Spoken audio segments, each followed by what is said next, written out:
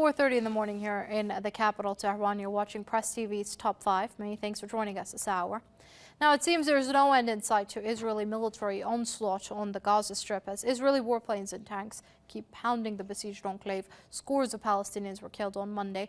The majority of casualties were civilians, including women and children.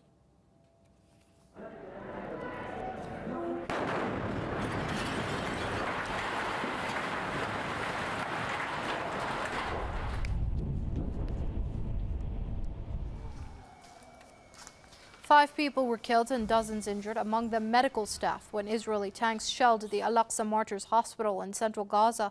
Nearly a dozen people, including 6 children, were killed when Israeli warplanes targeted a residential tower block in Gaza City.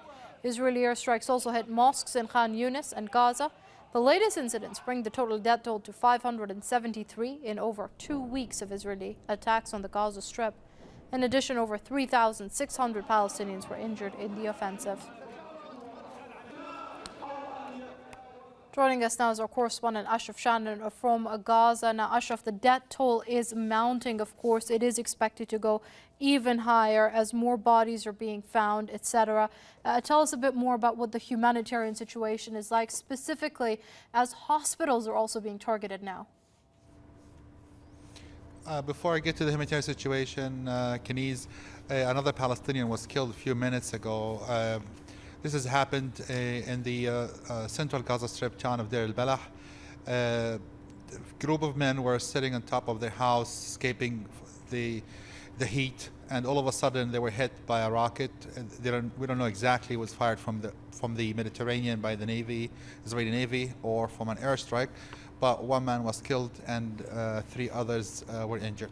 So, as you said, the number of Palestinian fatalities in the Gaza Strip continues to mount, as well as the number of injuries since the start of Israel's so-called Protective Edge operation, which is nothing but another war on Gaza. Now, the humanitarian situation is quite dire, especially with hospitals being targeted.